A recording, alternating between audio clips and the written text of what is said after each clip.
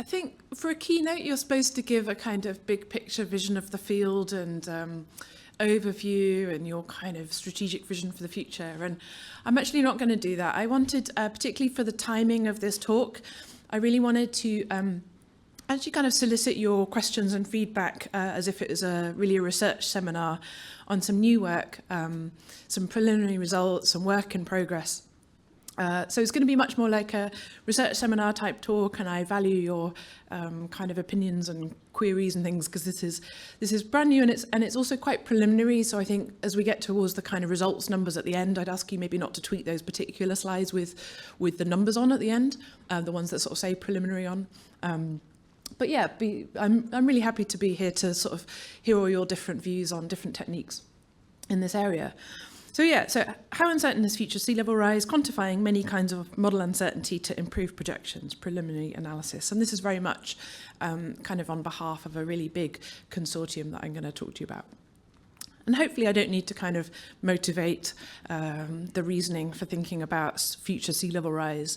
This was one of the key statements from the 2022 report on impacts, vulnerability and adaptation of the Intergovernmental Panel on Climate Change, the IPCC. Sea level rise poses an existential threat for some islands and some low-lying coasts.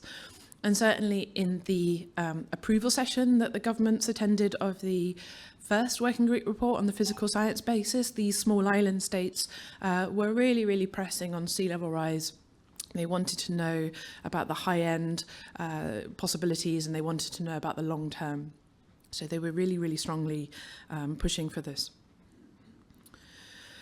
And so here is that Physical Science Basis Working Group 1 report that came out in 2021. This is the sort of front cover. This was our chapter 9 on oceans, cryosphere and sea level change. The authors here who produced these sea level predictions that informed that statement about existential threat. If we take off the cover of the summary for policymakers at the start of the report, you can find in there this set of graphs on big climate indicators, and these two here are on sea level rise. So as Scott said, and as I mentioned, I was one of the authors of the chapter, and I'm going to just sort of give you a little bit of an insight into that chapter, these graphs, to sort of set up what I'm working on now.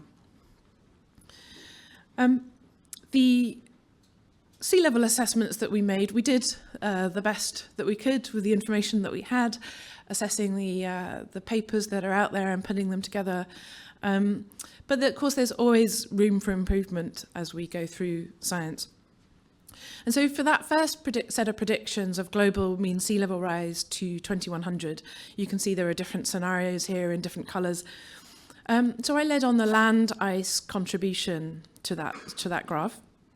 And as I'll mention a bit in the context of the analysis, that was exploring many more modelling uncertainties than had been done before in the predictions for the ice sheets and glaciers. But there were some limitations in how far that could go. It wasn't possible to go as far as we would have liked. And when I was kind of using the simulations in the way that I'm going to show, I also basically ended up predicting each year independently. Each year was a kind of a separate distribution. And that led to basically sort of complications in terms of interpretation and things like this. So, you know, things that we wished we'd done differently. And also, as I'll mention, we couldn't calibrate those projections using observations. I'll get to that point and why. And then in the long term, there are these two bars at 2300 under different emission scenarios. So kind of low emissions and very high. And underlying these bars at 2300 was really pretty limited physical modelling. There was some, but there was a lot of extrapolation, simple extrapolation, a lot of expert judgment, and some interpretation of emission scenarios. So a lot of the literature was on the old generation RCPs, which we basically said were equivalent to the new generation SSPs, shared socioeconomic pathways. And so for all these reasons, the kind of sparsity and the limitations of the literature, we only presented these simple ranges. You'll see there's no median central bar there. We didn't present a full time series. So quite sort of, it was really just the outer limits of the range of the studies. And you can find some more discussion of those kind of limitations in this paper by my postdoc Fiona Turner, who's talking on Wednesday as well, who basically highlighted some of the limitations of predictions on the multi-century timescale, and Matt Palmer, who works in this area, did a commentary about that paper as well.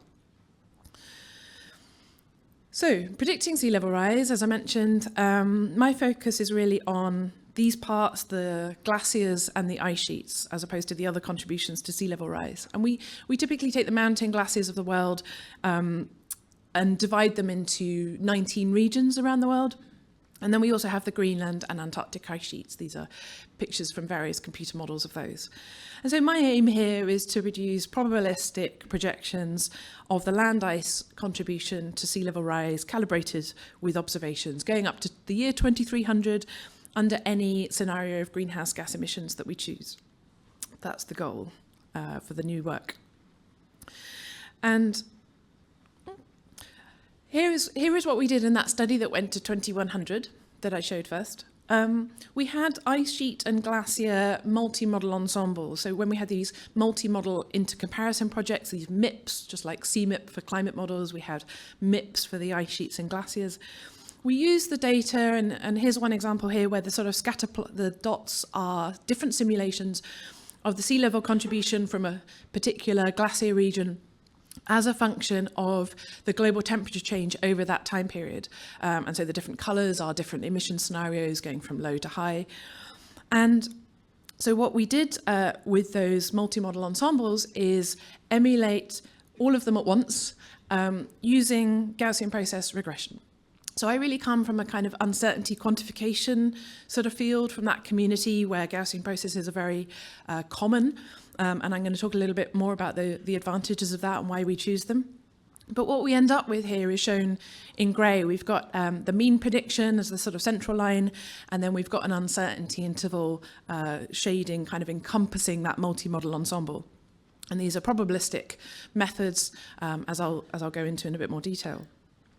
And we had, we were varying not only the global temperature change in these simulations, but also some of the choices of the ice sheet models as well. So some of the modelling parameters, basically, the modelling choices. And so once we put all that together and we've got Gaussian process regression to describe this, we can then predict our sea level contribution for any value of global warming and any ice sheet model choices. That's the aim, to therefore encompass the uncertainties, to really explore those uncertainties in full, to produce those probabilistic projections. So the work that I'm doing now is basically building on this kind of approach, but trying to improve it in various ways, and also to take it out to the year 2300. But I mean, even just this, with the limitations that it had, was a huge effort, a huge international effort. As I say, we had over 80 scientists involved, many different countries, many different ensemble data sets of different simulations. Many emulators, 2,000 emulators, because of what I was saying about predicting each year independently this century, and different regions of land ice around the world. Remember the 19 glacier regions.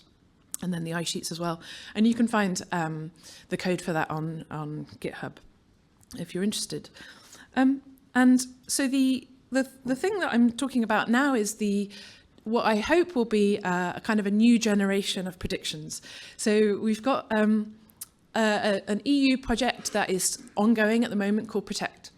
And Fiona and I work on that project.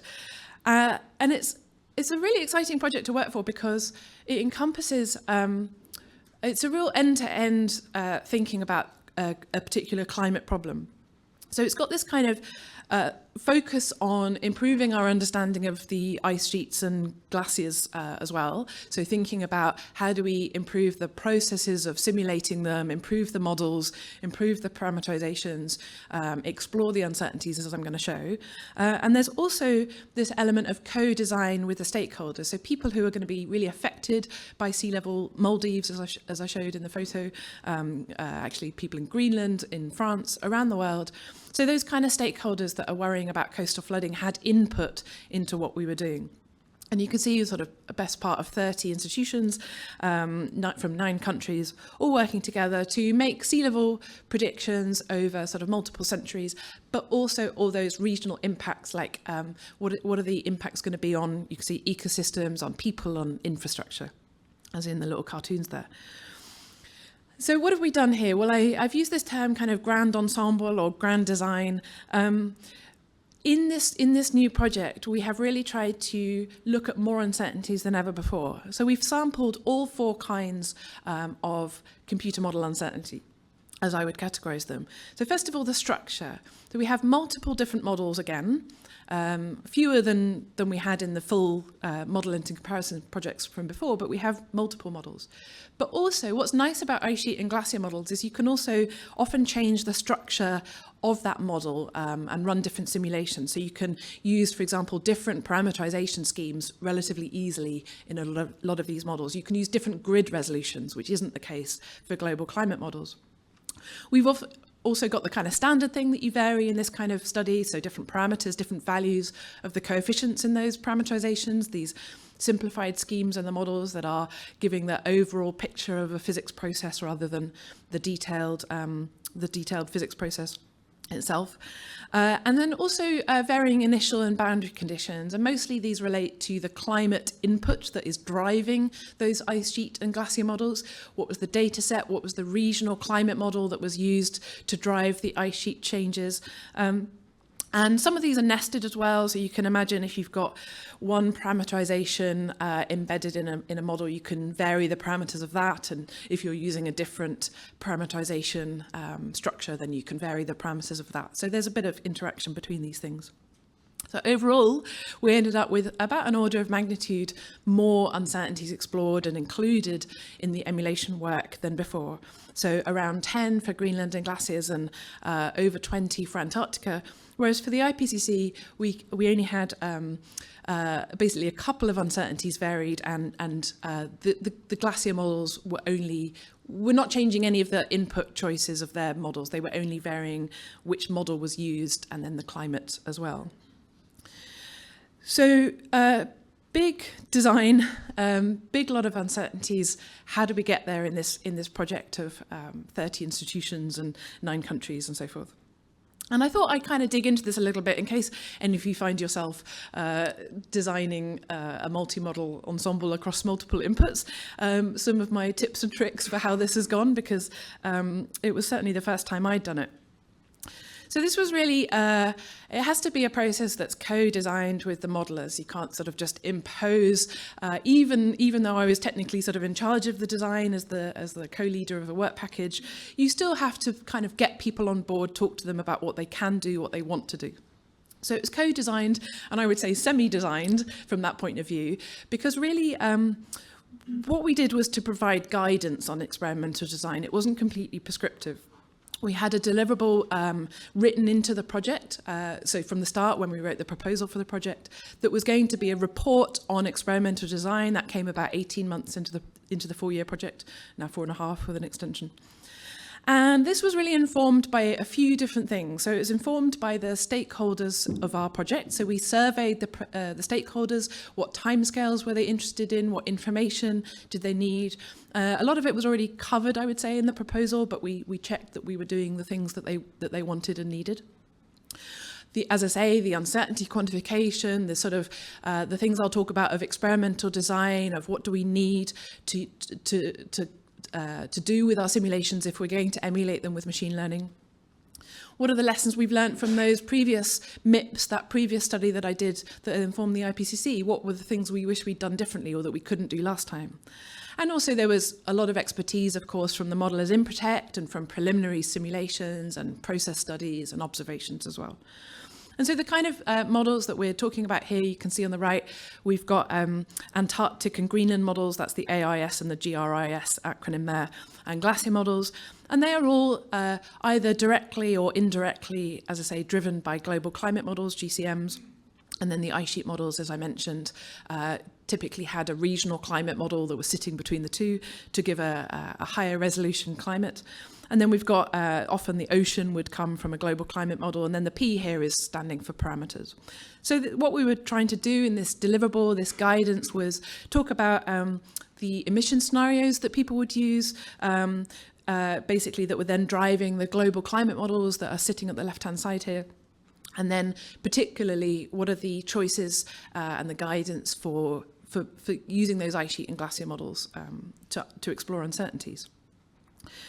And so to kind of, I look back at the deliverable. It's kind of interesting in hindsight to look back at what we said in that report. Ended up being a rather large report, including lots of preliminary studies and lots of summaries of previous work. But really it boiled down to a few key things. So in terms of the scenarios, we said, if you can't do many emission scenarios, prioritize doing some high ones and some low ones, because we don't want to be interpolating too far outside the emission scenarios that we've got when we're predicting other emission scenarios. We'd rather be predicting middle scenarios, having used information from high and low.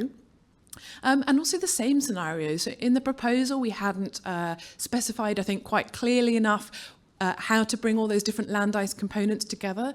So the Greenland and Antarctic ice sheet communities tend to talk to each other quite well and are often the same people, but the glacier model community is a bit different, and they were doing kind of maybe fixed climate stabilization scenarios when the ice sheet people were doing emissions-based scenarios. So really trying to figure out those gaps and highlight them and encourage people to do things that perhaps they weren't planning to from the original proposal. We also have we also had guidance on selecting global climate models. So we didn't run any global climate models. We used information from the CMIP, the IPCC sort of database. And we encourage people to not rank the climate models, but to really think about what was an adequate climate model, instead of saying, oh, we'll use the 5 best according to some metric, but really to think about which are the adequate climate models. So the implausibility or history matching framework, if you're familiar with that, but really thinking what is a climate model that is good enough for our purpose. And then what that allows you to do is to sample climate models with high and low sensitivity to carbon dioxide, equilibrium climate sensitivity. So again, coming back to this principle of exploring the bounds widely so that you can be interpolating rather than extrapolating from that. And then we also encourage people to use some of the same climate models across the ice sheets and glaciers, because that wasn't always the case, and that's always nice for kind of explaining and science papers and so forth. And then for the ice sheets and glacier ensembles, we, again, coming back to that same theme, going wide with the inputs. If you have a parameter, really go to the most low and high values you can imagine being plausible or even unphysical, so that you can really get the full possible behavior of that model. And then we'll rule things out later. Ideally, a maximum Latin hypercube. If you're familiar with experimental design, this is a good, efficient design for exploring choices. And also to learn as you go, to sort of not blow your computing budget on all your simulations at once, but to do some, have a look, compare with observations, learn as you go.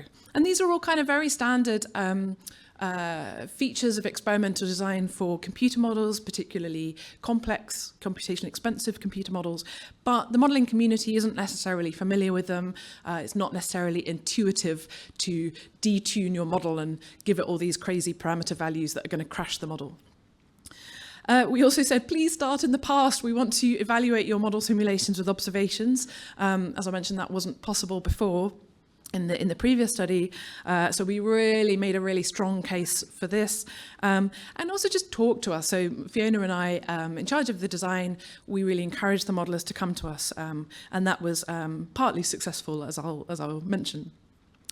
I think looking back, some of the things that we didn't put into that guidance report, that deliverable report, that we perhaps didn't think through, or we thought were obvious, and actually it turned out not to be obvious to the modelers.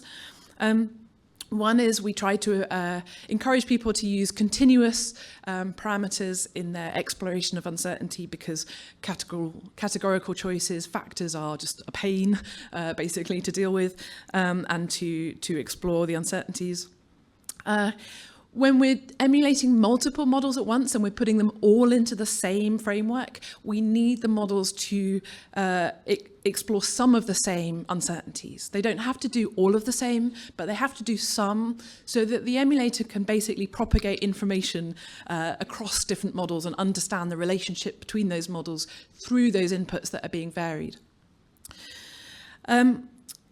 Please don't change things between the past and the future was another one. So we realized that the modelers for Greenland had been using a fixed value for a parameter up to the year 2015 and then varying it afterwards. And then you can't do that calibration of the parameter by using the past because you haven't got the continuous parameter value.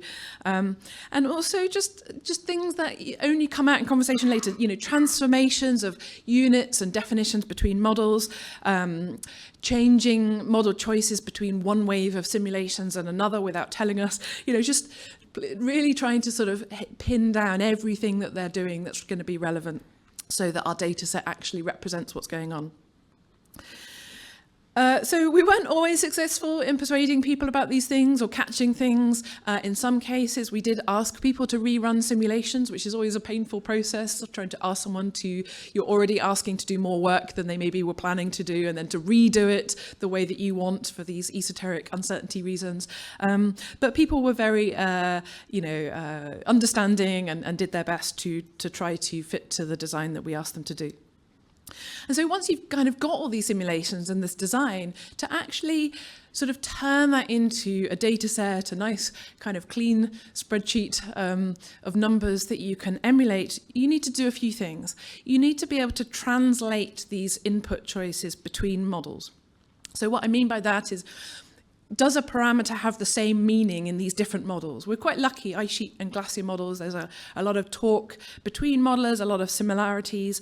So this was often possible, but not always obvious. So something might have slightly different units. There's an exponent of a sliding law for ice sheets where sometimes they define it one way and sometimes someone else defines it as 1 over that number, right? The inverse of that number.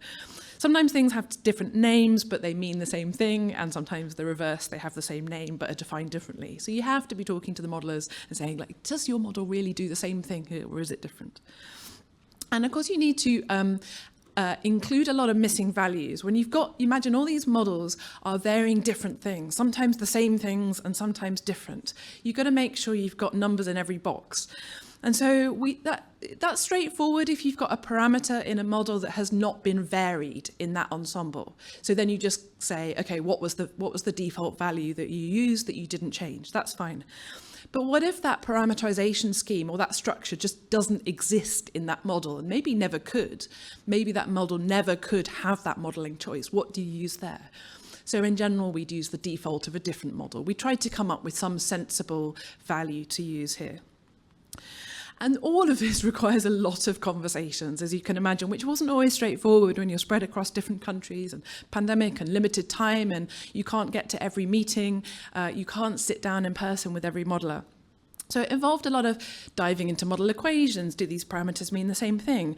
Have you told me all these changes and differences between models, the changes that you made? Using a bit of expert judgment, this is going to be sort of good enough to translate.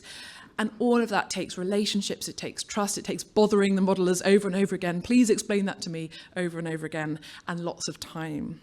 And probably there's never enough time to really do that in detail. But here's what we ended up with. So for Antarctica, as I say, the sort of 22 modelling choices. Just to give you an idea, we've got the kind of colour coding of the 4 uncertainty types. I won't go into them in detail, obviously, but just to give you an idea that for Antarctica, we mostly had continuous parameters, which is nice for this kind of work. It makes things easier. We had a few categorical as well. The different rows are because we had different ensembles that went to the year 2300 versus the year 2150, or in fact also for 2100. So we had fewer simulations that were in the long term and many more simulations on the short term, and they were exploring different uncertainties in both. You can see a bit of this nesting here. There are kind of these, certain values can only be varied for the setting of another. And two of our modelers embraced the whole thing and went into using Latin hypercubes and really thought about uncertainties a lot. And the other modelers use factorial designs where they use fixed values of parameters and then every combination of those, which is less good for emulation, but better than nothing. So we had 4 models on the sort of century timescale and 2 models to 2300. For glaciers and Greenlands, for the Greenland ice sheet, we explored a smaller number of modelling choices, but still a lot. So you can see for the glaciers, again, mostly continuous parameters, which is great. 2 models went out to 2300. Using Latin hypercube designs. We had, for Greenland, you can see many more categorical choices rather than continuous. So things like different initial conditions, different sliding laws for the ice. And so that basically naturally meant that their designs were factorial because it wasn't really possible to do a Latin hypercube. And so all of this to say that we ended up with many more simulations than we had for the IPCC. So again, sort of, well, here are the numbers, approaching 2,000 for Antarctica, as opposed to around 300, and around 1,000 for Greenland and glaciers. So those were the short timescales. There were fewer that went out to 2,300. And the simulations are shown here for the ice sheets on the left and the 2 largest of the 19 glacier regions on the right. You can see they used high and low emissions mostly. You can see lots of spread in those emission scenarios. And so this is the kind of raw data that we're using.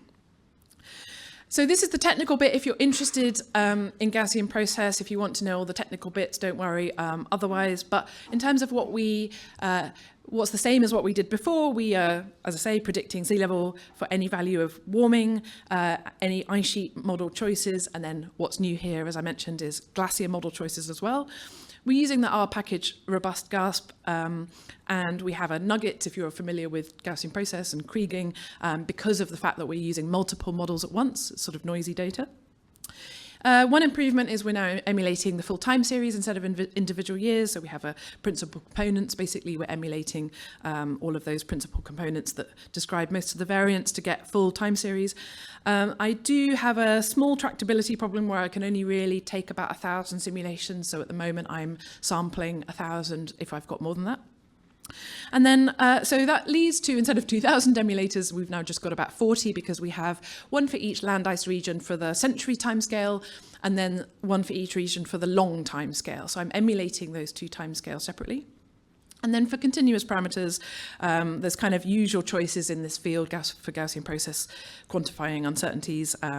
So you can see things like scaling inputs, linear trends, one-hot encoding, also known as dummy variables. These things you can ask me about later if you like the details. Covariance functions, we tried a few. We tended to need something pretty smooth because the data is so noisy that anything else could really start overfitting and being too wiggly. And so I'm mainly going to show results from the emulators on the long timescale, the 2300 timescale, but here's the sort of overview, as I say. So the canonical thing, if we're doing emulation, is to do a leave one out validation, leave out one simulation, and build the emulator on all the rest and test how well it predicted that one simulation. And if we're using emulation methods, statistical methods, obviously we want the dots to be lying along the line of equality between the emulator prediction, which is the vertical axis, and the original simulation on the horizontal. Well, what's really clear here, what's really key here, is that these emulator predictions have uncertainty intervals, because this is probabilistic emulation, probabilistic machine learning, and I see a lot of people using not probabilistic methods, but really you can see the huge advantage here is that we can tell if the emulator is overconfident. We say, are 95% of our simulations within the 95% uncertainty intervals given by the emulator? So the red dots are where they've missed the mark. And by using that, we're checking whether we are overconfident. We're getting a feel for whether the emulator sort of knows how uncertain it is, if you like, for each prediction. And we can also use that information in the predictions, as I'll show. Just to show the other, so this is all the glacier regions and ice sheets now in total. So you can see all the 42 emulators on the 2 different timescales for all the regions. Just preliminary, but you can see that if I was to use a kind of a metric of I want at least 90% coverage, at least 90% of my ensemble to be within the uncertainty, the 95% uncertainty intervals for the emulators. Basically, they are all hitting that mark or very nearly just 88% coverage. So this is just a kind of preliminary optimization. Like I've just done a first pass really, but considering all the complexity that I said of multiple models, multiple different modeling choices, a lot of expert judgment about how to interpret those inputs across different models, I was surprisingly pleased with how well that went. And so when we're making the actual predictions of sea level rise, we need, to make our probabilistic predictions, we have probability distributions for the inputs. So as a reminder, we've got the global temperature change as our indicator of climate. That's the same as before. So here we're using an update to that. We have basically probabilistic sort of trajectories for each emission scenario, the very standard method of doing this in the IPCC using a simple climate model. So not a big global complex climate model, but the simple climate model FAIR. We've got an update of a slightly more complex version of that since the IPCC used for this work. And then as before, we're sampling each ICE model choice. Here we've got 10 to 20 ICE model choices. We need distributions for all of those. Generally, I'm using a uniform distribution, so each model choice is equally likely, but there's a few tweaks to that. If you're interested, I can talk about that after. I don't take into account this kind of nesting, so I sample parameters at the same time as structures without saying, well, this parameter couldn't actually vary if this structure was set to be on. And I think my philosophy there is, that made some of the modelers nervous, but I think my philosophy there is we always want to be cautious about underestimating uncertainty in climate predictions. We know our multi-model ensembles cannot represent every uncertainty. We only have up to 4 models here. So although we're exploring a lot of uncertainties, I'm keen to really put in as many plausible sort of representations of sea level as I possibly can to avoid constraining things too much. And I say the key thing about the probabilistic emulation is we've got these uncertainty intervals. We can sample from those as well. And again, that helps us to avoid being overconfident in underestimating our uncertainties by assuming that the emulator, the machine learning, is giving us a perfect prediction of our computer model. And I can't emphasize enough how important I think that is in this kind of work. For technical reasons, we only sample these once per temperature value. That's because of adding up the different contributions to sea level that I'm going to come to later. So we have a relatively small sample size, actually, about 2,000. And then the Bayesian calibration part that we couldn't do last time, we want to evaluate our projections with observations. Clearly, this is a good idea with computer models. So in the kind of Kennedy and Hagen framework, the sort of uncertainty quantification, Durham School type of work that many of you will be familiar with, I'm sure, we basically take some satellite observations or other observations of the mass change, the ice sheet or glacier change over 2 decades. And at the moment, I'm just using that simple change.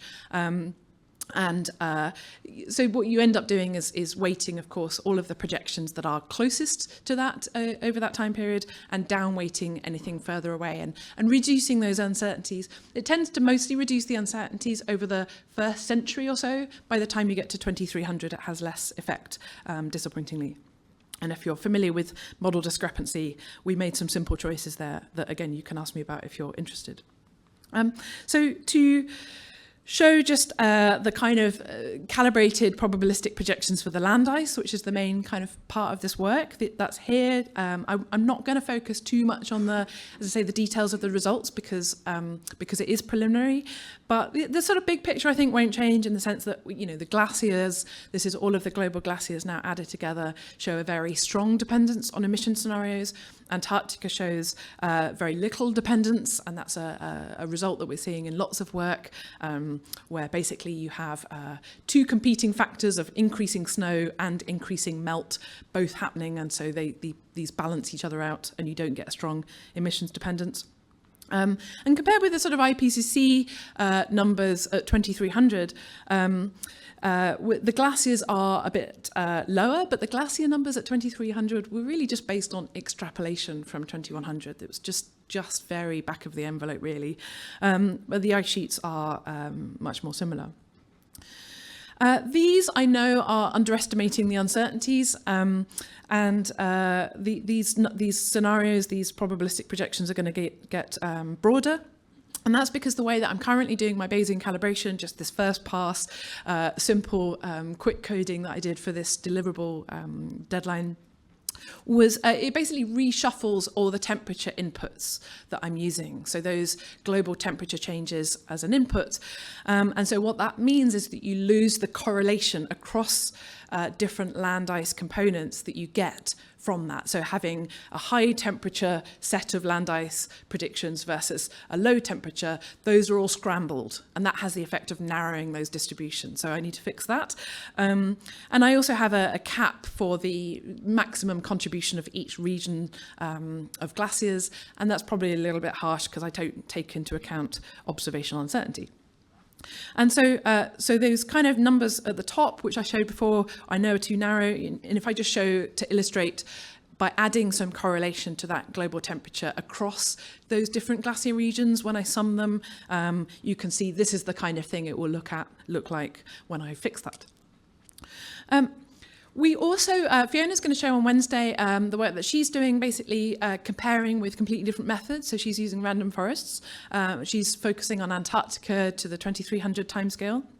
And what we find when we kind of do a side-by-side comparison of the projections, you can see the leave one out validation there as well.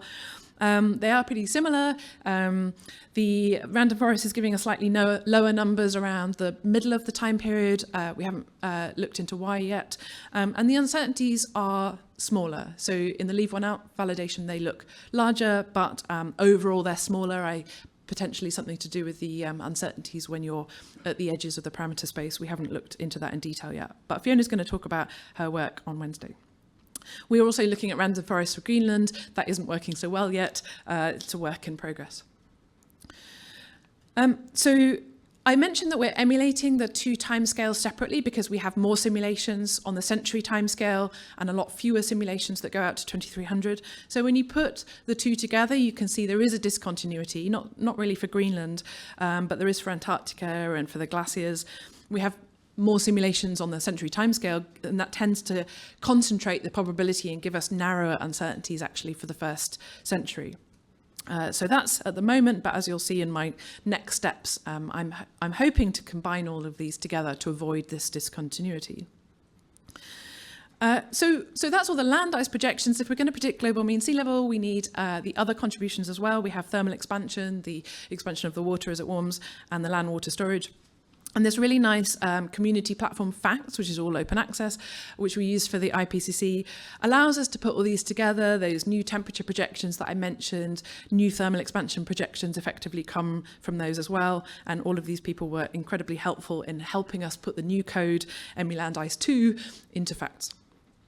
And here are those kind of preliminary predictions. So here we have the Antarctic, Greenland and glacier components that I've just shown. We also have this new thermal expansion component. We have land water storage, which we're just using from the previous IPCC report. And then Facts puts that all together, sampling all of those different contributions probabilistically to give total global mean sea level. And if we compare that with those IPCC reports, assessment in 2300 in more detail, what we find is for the low scenario, the 2 degrees scenario, is weirdly similar numbers. So the 17 to 83% range is extremely similar, very preliminary results. But, it seems to be kind of giving very similar results despite incredibly different methods here. Remember I said at 2300 we don't have that much physical information, physical modelling. And under the very, very high emission scenarios, sort of approaching 8 degrees of warming by 2300, we have a very similar 83rd percentile of about 7 meters. Our lower end is a bit higher, around 3 meters instead of slightly less than 2. But you can see what we also have is much more information. We have any emission scenarios you want. So we've got our kind of rough current trajectory here in the middle. We've got the kind of more Paris Agreement consistent 1.5 degree scenario. We've got the medians there. We've got any probability, any quantile you want. And the full time series as well, not just the 2300. We can also frame this in a way that stakeholders quite like, in what year, putting the uncertainty into the year instead of the sea level amount. So in what year might we exceed 2 meters or 1 meter of sea level rise globally? And so we can put the uncertainty into the time axis. This is more commonly used in sea level these days. So the kind of, again, the sort of next steps and improvements that we're planning. So this work that I've just showed is what we submitted to the EU as our preliminary results for our kind of deliverable deadline. But a few things that I want to do are, in terms of the emulation, I'm just using the global temperature change over the whole time period. It didn't help to use more time slices of temperature, you know, every century perhaps. But I want to look into that more because potentially this kind of work is not so robust for very strong overshoot emission scenarios where your emissions are doing this and then this. If your temperature is really declining, that's obviously not so good if you're just using the temperature change over the whole period. We have got more simulations coming in, so lots of work to do re-optimizing those emulators.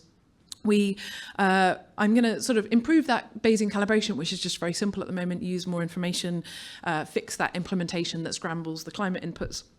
And the kind of glacier region cap that I mentioned can be relaxed, but also those prior distributions on inputs maybe as well. In terms of tractability, I may look at using local approximate Gaussian processes, the sort of LAGP package. And as I say, emulating the two ensembles together requires accounting for incomplete outputs, you know, an incomplete time series. So very welcome suggestions on different approaches to that. I'd love to hear it.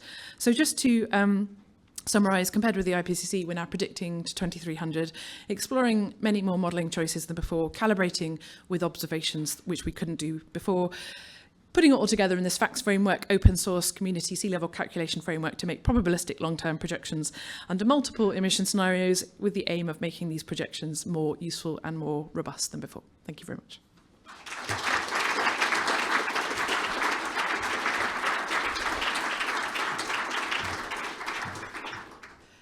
Can I just check, can everyone hear me from here? Yeah. Excellent. So I can see a few hands in the room. We have a few online. Let me just make sure we're getting the mic ready. I'm just going to ask the first question, if I may. I really liked that you highlighted the importance of the discussion and talking with the different communities and, you know, bridging the climate domain science communities with the stats ML communities. And we've got a lot of early career researchers in the room. I was just wondering if you had sort of some advice for those who might be starting, say, you know, if they were also co-leading a big work package with an EU kind of grant. Have you got some lessons that learned that you might be able to share? Yeah, and absolutely. And what I'm talking about doesn't just apply to the big multi-model projects, but anytime you're working with a single modeler, with a single model, you know, instead of trying to do many at once.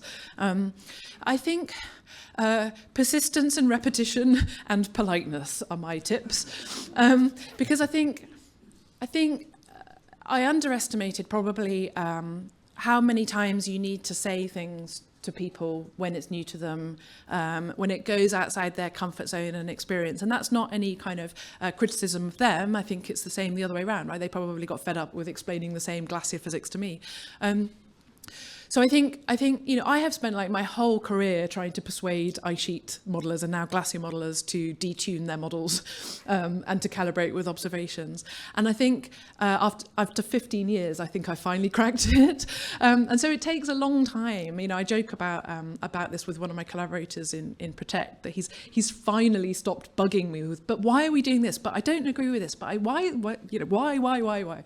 And he's finally like happy after 15 years of collaborating. But I think and also lots of things like where we put stuff in this deliverable on experimental design guidance. I gave seminars on it. I kept repeating it in every annual meeting talk. I was like, yeah, they know, you know, go wide, use continuous parameters, don't change things without telling us all this. And then you find out they're like, oh no, we didn't do that. No, we didn't do that. And so just repetition, just every conversation you can have will be an improvement on that stuff.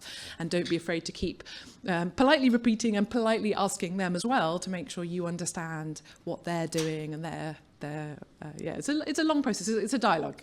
It's a dialogue. Yeah, communication is so important. And you've got to sell the benefits. Why do this? Why do uncertainty quantification? What's it going to give them when actually a lot of the simulations you're producing are harder for them to do in their scientific process-based papers? They're less clean and neat than when you're doing uncertainty quantification. So selling the benefits is really key. Yeah.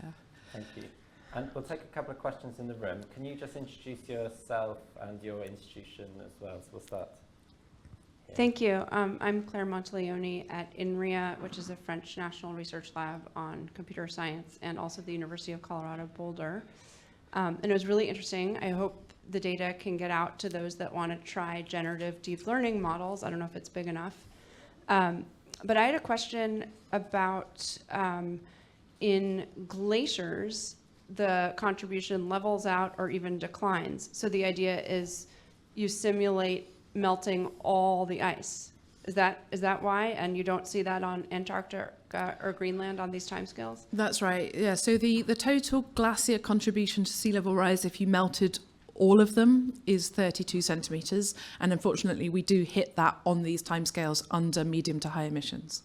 And is that the cap? You had to cap your estimated volume of water that can come out of all world's glaciers? Yeah, so I do that on a regional level, so for each of the 19 regions, because when glacier models are not perfect, and sometimes they will simulate more volume loss than actually is there. And that's because of the initialization. It can also be because, again, we've got compensating processes. We have got snowfall, and that grows the glaciers. And what you're seeing, we're actually going to redo one of the glacier ensembles, partly for that reason you mentioned about projections going down, because some of the parameter values are giving very strong accumulation, which is maybe not physical. It's not getting dampened down enough by the calibration. And that's mainly because they actually took my advice so well that they went incredibly wide with the parameter ranges with a relatively small ensemble size. And so what we're going to do is a new ensemble that focuses in on a narrower range, and that should exclude some of the less physical behavior that isn't getting dampened down enough with the calibration, which doesn't affect the long term as much, and that should change things a bit there as well.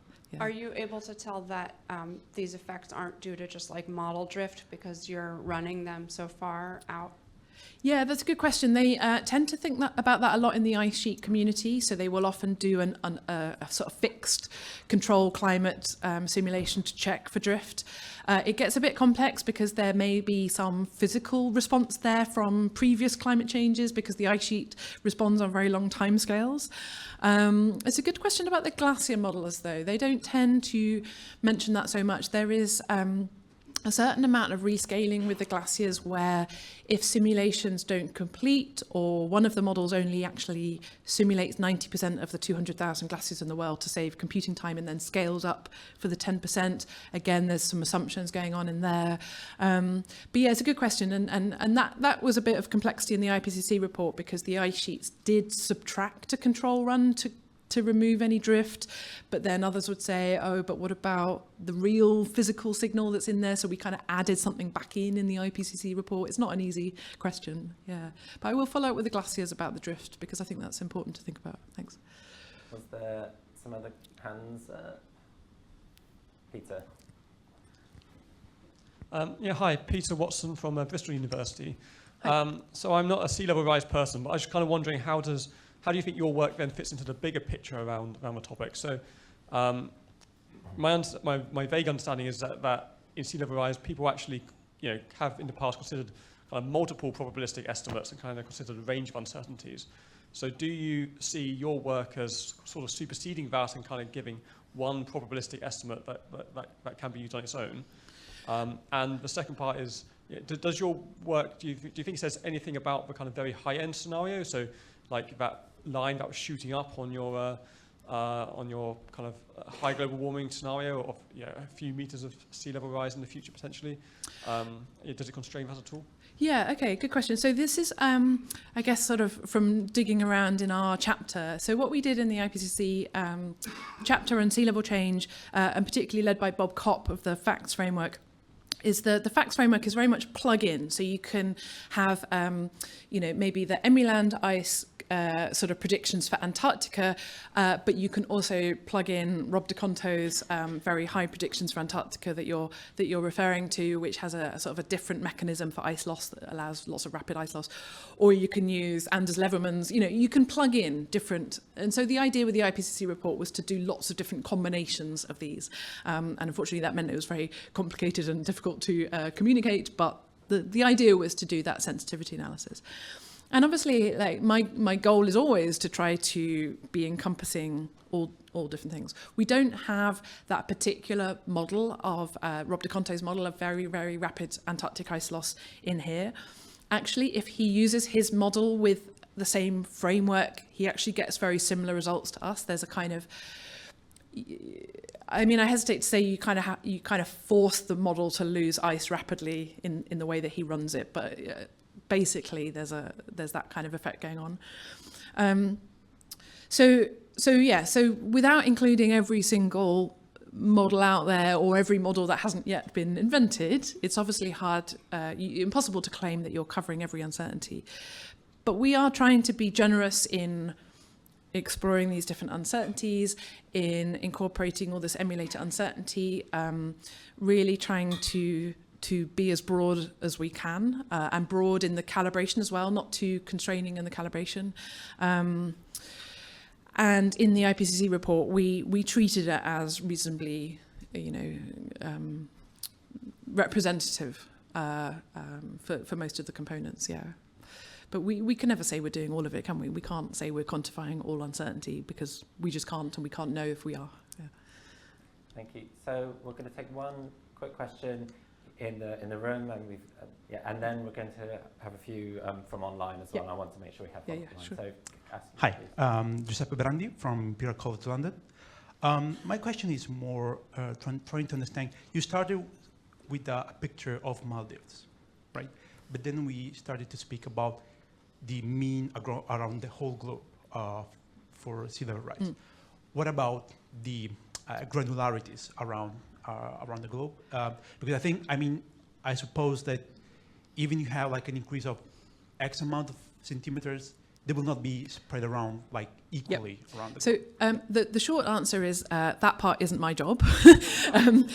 Basically, so in that big diagram I showed of our project, and I said that we were looking at the regional impacts on ecosystems, people, infrastructure. So what happens is in our project we have all of these, well, let's go from this side in terms of time from your point of view, all of these simulations from the ice sheets and glaciers and all this work, thermal expansion and everything, funneling into the global mean sea level projections, which is this point, which is why we had this particular deadline mid-project.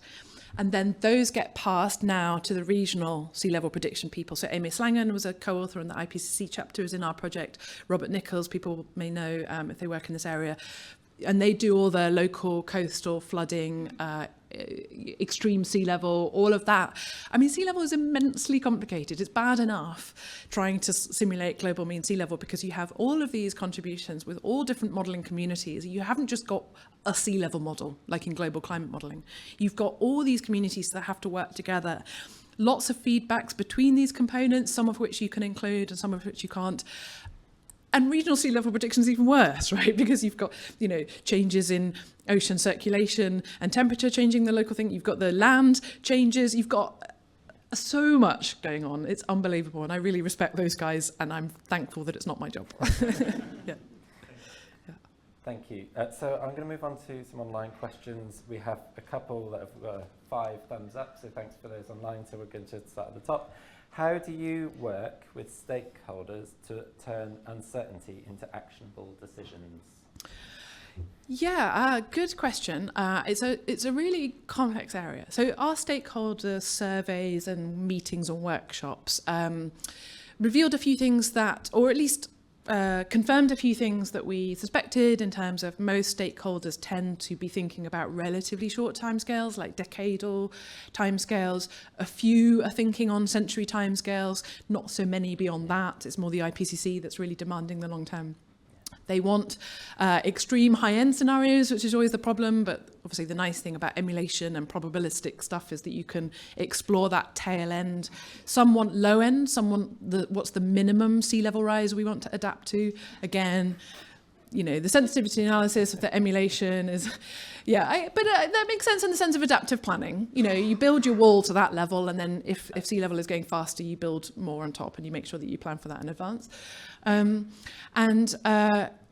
But also, on the other hand, there are other surveys that have been done with stakeholders around the world where we know that we might give them probability distributions, we might give them uncertainty ranges with probabilities, but they just pick the middle number, or they just pick the highest number, and they basically throw away most of the information that's given to them according to what they feel they need, or what they feel they can cope with, what scenarios how many analyses and scenarios of the regional impacts they can do. They may only want one scenario or two. So, sometimes what stakeholders ask for and what they do with that information can be different, and that might be the same stakeholder, or it might be different stakeholders. Yeah. Thank you. Next question. So it's about the ground ensemble design. Do you envisage the usage of model interpretability / explainability for prediction attribution?